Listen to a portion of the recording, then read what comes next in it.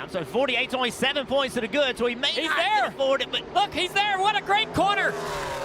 Here they come through the final banked curve at the Charlotte Roval. Now he goes to the inside. Here comes Jimmy Johnson. Oh! Locks the brakes up. Oh, he's and he's going to slide. He slides through the middle. Truex gets tagged. Now it'll be a fight for the finish line. Ryan Blaney in the 12 will win. He stopped. He came to a full stop to make sure that he was good with NASCAR. Fans cheering at Talladega. Earnhardt Jr. leads last lap. Outside. Vickers wants to go.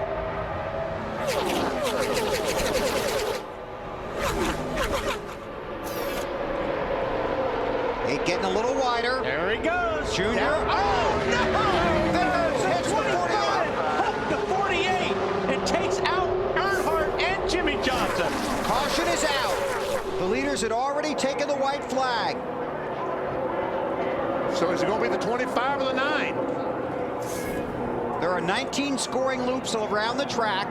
NASCAR will use scoring loops and videotape to determine the race winner. The checkered flag is out. Checkers and yellow out at Talladega. Oh, man.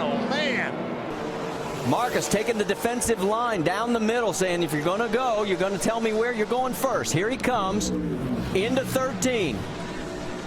Well, Carl Edwards is doing everything he can right here. And Marcus! Big time curve. Here comes Edwards.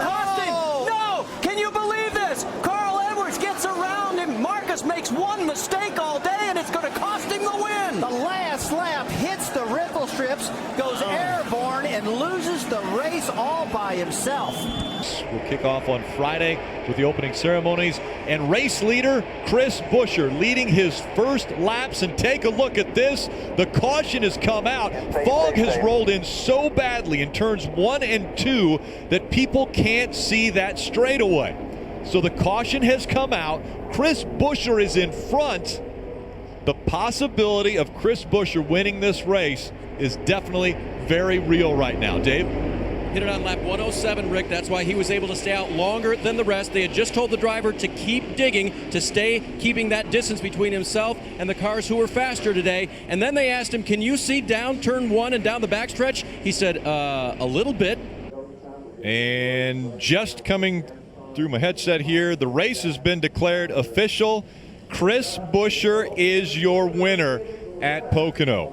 Chris Buescher wins the Pocono race, and so his first ever Cup Series win comes at it's going to be weather shortened race, but as you mentioned, Jeff, it doesn't matter. It's his first ever Cup win. Looks like Stewart's car. The white flag is out. Maybe. The last lap is underway. Who gets back first if there's no accident? I think they're going to have a hard time, even though Logano has a big run, getting back Kurt Kyle Busch right here. I don't know. Looks like they might have a run. They do. Back down, come back down, come back down. Cut the other way. Half a lap to go. Here comes Stewart in the 33 as Logano goes to the point. 3 wide in turn 4. A squeeze to the outside wall. Trouble in the corner. Hard, vicious crash. Who gets through to win the race? Caution flag has just been called. The race leader is James Buescher in the 30 car. Here we go. 7/8 of a mile to go for Ricky Stenhouse Jr. He picked up his first career win here back in May. And all he has to do now is negotiate 2 more corners, and he's going to do it again at Iowa Speedway. He dominated last week, Marty. Didn't get the win, but it looks as though he's got a little redemption in mind here tonight.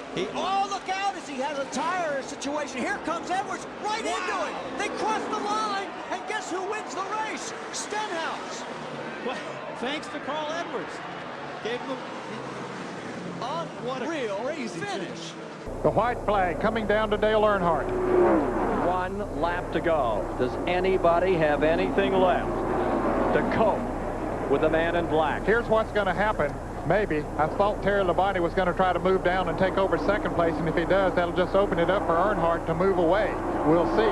Naturally, every one of them wants to gain a position, whether it's from fourth to third or whatever, but if they do get side by side, it'll help Earnhardt.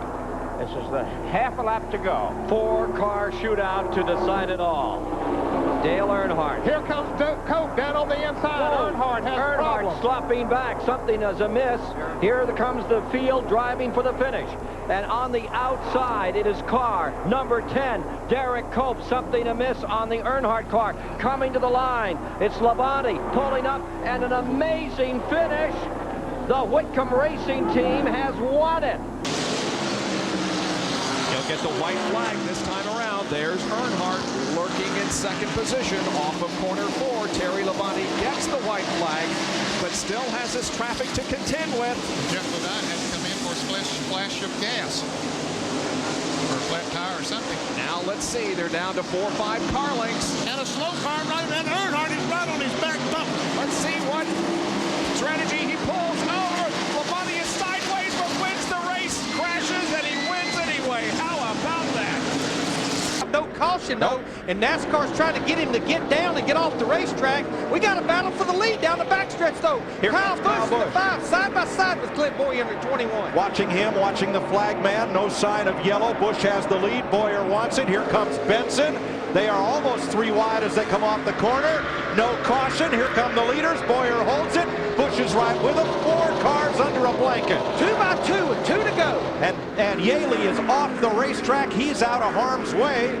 Here they come, and Kyle Busch is going to try to hold him off. Boyer tapped. Oh, they're sideways. Look at Robbie Gordon on the high side. He gets all 4 cars, all the leaders. Caution comes out as Michael Waltrip makes the pass. Now remember, the field was frozen when the caution came out, but the cars that caused the caution, they are not able to stay on the lead lap or get the free pass. Looks like he's got him cleared now. Look, here comes Ricky Craven back on the outside. Way on the outside. Almost into the wall. They're dicing and dancing again as they cross the start finish. And Bobby Hamilton makes the pass.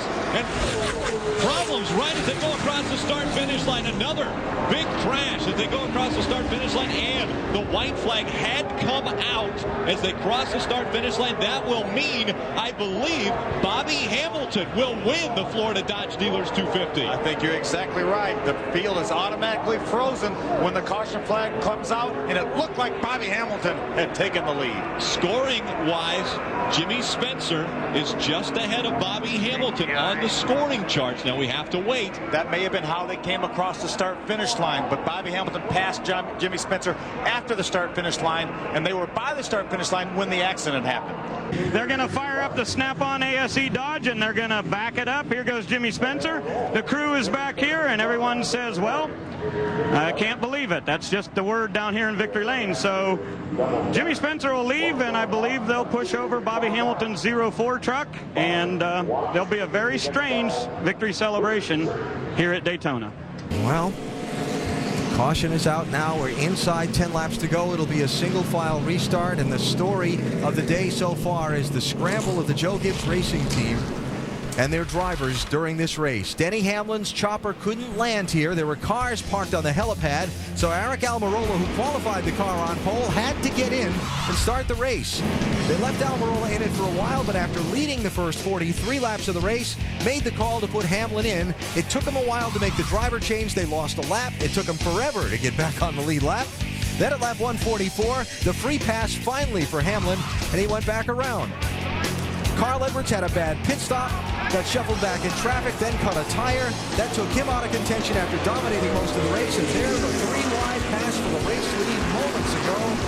Hamlin by Scott Rimmer and Jason Leffler. Man, what a nice effort.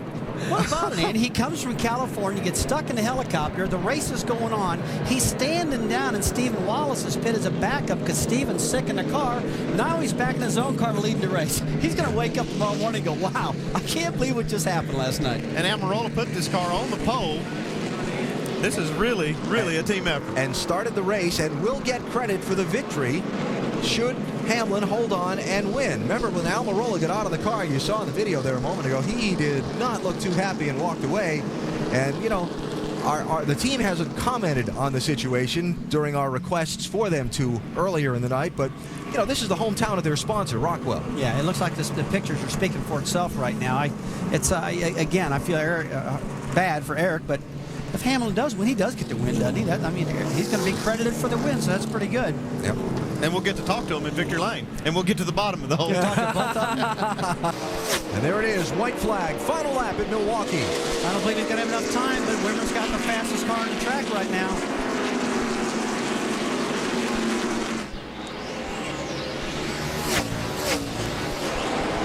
Denny Hamlin started the day in Sonoma, California on the Infinity Raceway road course, practicing his next L Cup car for tomorrow's race. Got here late, jumped in the car after Almirola qualified it on the pole and led the start of the race. Hell yes! And it will have all been worth it for him. You got heart, baby. You got heart. We all love you. Denny Hamlin wins at the Milwaukee Mile. Good job, Denny. Eric, if you're listening, you did an awesome job, too. Eric, this is your race car, man. I appreciate everything you did.